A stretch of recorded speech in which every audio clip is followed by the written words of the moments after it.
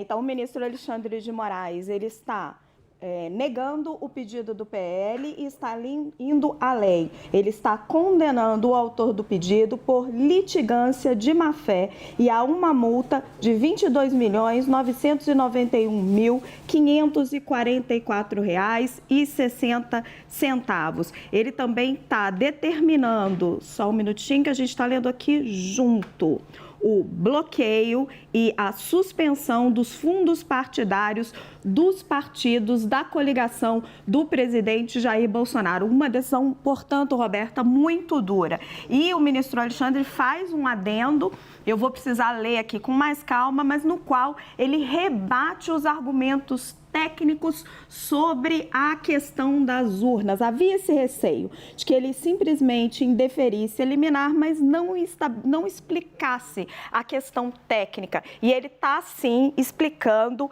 detalhando a questão técnica, mostrando o que a gente vinha falando, essa questão da diferença entre o log e o voto, para deixar claro, para não deixar dúvida de que não tem nenhum problema nas urnas eletrônicas brasileiras e nenhuma fraude. Eu vou continuar lendo aqui com mais calma, Roberta, para a gente poder entender e vou trazendo o ponto a ponto. Tá certo. Raquel Londin trazendo breaking news, então, ao vivo aqui na CNN, sobre o ministro Alexandre de Moraes, portanto, indeferindo o pedido do PL sobre as urnas.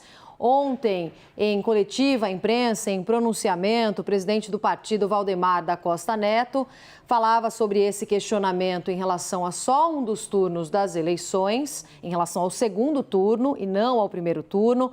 O ministro Alexandre de Moraes pediu um relatório completo que envolvesse, que englobasse também o primeiro turno das eleições, quando o PL elegeu a sua bancada e também governadores. E neste momento, portanto, hoje o PL fez uma nova coletiva de imprensa dizendo que não, que só questionaria o segundo turno das eleições e o ministro agora indeferindo o pedido do PL sobre urnas. Vou trazer os detalhes, Roberta. No relatório técnico, a área técnica do TSE diz: é perfeitamente possível identificar o exato equipamento que gerou um arquivo de log. E continua. Deixa eu pegar o outro trecho. Não há, portanto, qualquer desvio que possa desacreditar os arquivos de log das urnas antigas. Se a gente volta para a decisão do ministro, ela tem, gente, trechos bastante duros em que ela determina de modo absoluto a inépcia da inicial, começa ali dizendo que não faz nenhum sentido você não avaliar o primeiro turno, né? Ele fala: o aditamento determinado não foi cumprido. Do ponto de vista apenas processual, bastaria isso para o pronto indeferimento da inicial advertida e chapada inépcia. Mas não, ele continua e vai detalhando o ponto a ponto e diz: os argumentos do requerente, portanto, são absolutamente falsos, pois é totalmente possível a rastreabilidade das urnas eletrônicas nos modelos antigos, que foi o que eu acabei de explicar, que vem no outro documento, onde ele detalha toda a parte técnica. Diante de todo exposto, indefiro liminarmente a petição inicial, tanto em razão de inépcia, quanto pela ausência de qualquer indício e circunstância que justifiquem a instauração de uma verificação extraordinária.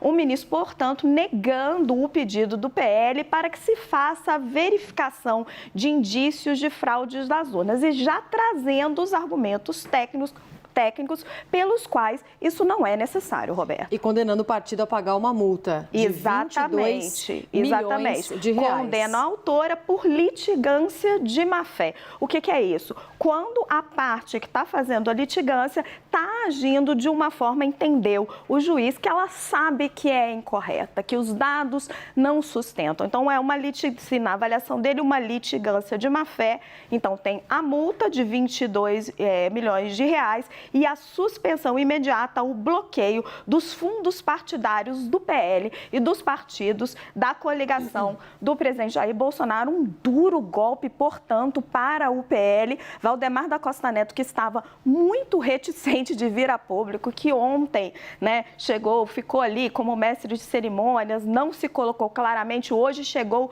respondeu a perguntas, agora teve o dinheiro do fundo eleitoral cortado, bloqueado. Falou ontem que não era a opinião do partido, inclusive, depois de ter colocado ali a ideia durante esse pronunciamento. A gente falou bastante sobre isso ontem, mas neste momento, portanto, Moraes indeferindo o pedido de PL sobre urnas. A gente está com o documento na tela, a Raquel já leu alguns trechinhos. Raquel, se você quiser destacar mais algum trechinho desse documento que seja importante, a gente destacou para você, então, para quem está chegando agora à programação da CNN, que o presidente do TSE, Alexandre de Moraes, indeferiu agora o pedido do PL, tentando anular o segundo turno das eleições. Lembrando que o partido apresentou ontem um relatório apontando supostas inconsistências em 6 modelos de urnas usadas no pleito e defendeu que parte dos votos fosse anulada, defendeu uma apuração. Então, Moraes não só negou esse pedido do PL, como condenou o partido a pagar uma multa de 22 milhões de reais pela falta de embasamento técnico dessas denúncias. Estou recebendo aqui já repercussões dos advogados eleitorais, ressaltando a decisão bastante contundente do ministro Alexandre de Moraes, que, ressalto de novo, ela não vem simplesmente, liminarmente, indeferindo o pedido do PL. Ela traz junto com ela uma justificativa técnica, até por isso que ela demora um pouquinho, porque ele costuma, às vezes, ser mais rápido, né, Roberta? Sim. Veio hoje no mesmo dia, mas demorou um pouquinho ali, gastou um pouquinho da tarde para poder explicar e não deixar margem para o argumento bolsonarista, para dizer, ele só indeferiu liminarmente e não entrou a fundo na questão. Sim, ele entrou. Ele explicou que o que a gente vinha falando e explicando aqui mais cedo na nossa programação.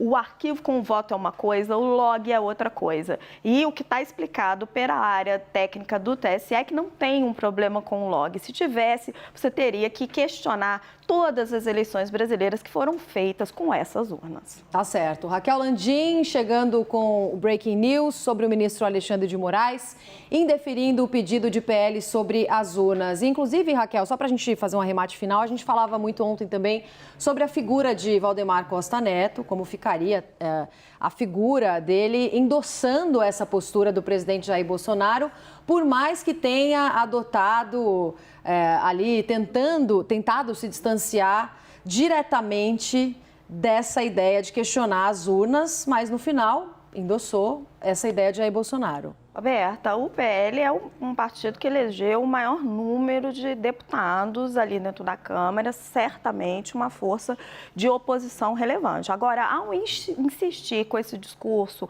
ao peitar, né, vamos usar esse verbo, o ministro Alexandre de Moraes, provavelmente por insistência do presidente Jair Bolsonaro, já que a gente vê a mudança de discurso do Valdemar da Costa Neto de um dia para o outro, ele sofre uma represália muito dura, uma represália, que dói no bolso, que é a multa e a suspensão do fundo partidário. Isso é uma das coisas que os partidos realmente mais se ressentem, porque é onde mais importa para eles. A gente vai acompanhar se isso vai ter algum impacto nas manifestações ainda registradas, né, Raquel, os protestos pelas rodovias do país. Agora há pouco a gente mostrava a dificuldade de um pai que tentava levar o filho para fazer uma cirurgia, para que ele não ficasse cego, uma criança de 9 anos que não conseguiu passar por essa região para conseguir terminar esse procedimento médico. Que tipo de repercussão a gente consegue esperar agora que o ministro Alexandre de Moraes indefere o pedido do PL?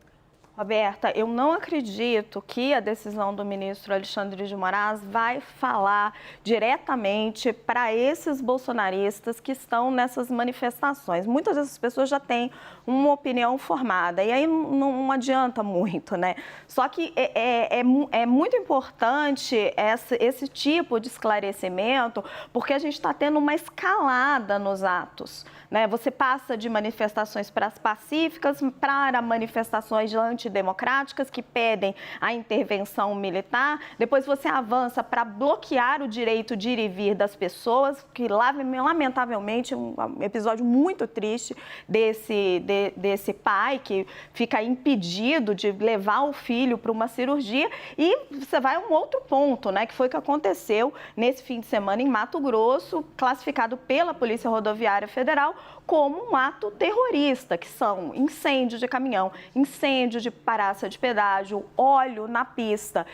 É realmente um outro nível, uma outra escalada de conflito que foi duramente repelido pela Polícia Militar junto com a Polícia Rodoviária Federal, com jato d'água, com tanque. O último relato que eu tive é que estava desbloqueando a última área em Mato Grosso, ali em Sapezal, no oeste do estado. Agora, os impactos estão sendo sentidos. O setor agrícola me descrevia hoje que os caminhoneiros estão com medo, então a oferta de frete está menor, já teve um aumento de 20% no frete do milho que sai do Mato Grosso, é uma época de safra e certamente vai ter impacto na exportação brasileira e também no nosso bolso, na inflação daqui a pouco. E a gente estava falando das manifestações, mas a decisão do ministro Alexandre de Moraes não só um revés quase que moral ao PL, ao partido do presidente Jair Bolsonaro, mas também financeiro, com a multa de 22 milhões de reais que eles vão precisar pagar a partir de agora, né, Raquel? Exato, Roberta. Acho que é muito importante esse ponto, né? Que a decisão ela tem vários aspectos. Ela indefere o pedido do PL, esse é o primeiro aspecto. Então, ela não prossegue com a investigação, acaba com esse problema já hoje, né? Para o país tentar virar a página, mas ela vai além, ela condena por litigância de má-fé e ela multa, suspende o fundo partidário. Então, ela realmente atua, ela vai num outro patamar de decisão, muito provavelmente por conta da postura do presidente do PL, Valdemar da Costa Neto. Sim, a gente estava falando sobre o questionamento feito pelo PL em relação às urnas no segundo turno, porque o que foi argumentado pelo partido? Que mais de 270 mil urnas eletrônicas utilizadas no segundo turno apresentaram problemas crônicos de desconformidade irreparável no seu funcionamento. A Raquel estava até separando aqui como é que funcionam as urnas e por que essa argumentação não faz sentido. Os nossos analistas ouviram vários especialistas também na área que explicaram tudo isso. Mas o PL não questionou as urnas do primeiro turno e nem o sistema que vem elegendo uma série de políticos nos últimos anos. Daqui a pouquinho a gente chega também com mais repercussão política com o Caio Junqueira, que já está chegando aqui no estúdio para trazer mais repercussão política sobre o assunto. Raquel, quer complementar? A gente segue vendo o documento ao vivo na tela. Não, Roberta, vamos falar um pouquinho da resposta técnica ao requerimento do Partido Liberal. Primeiro ponto, né?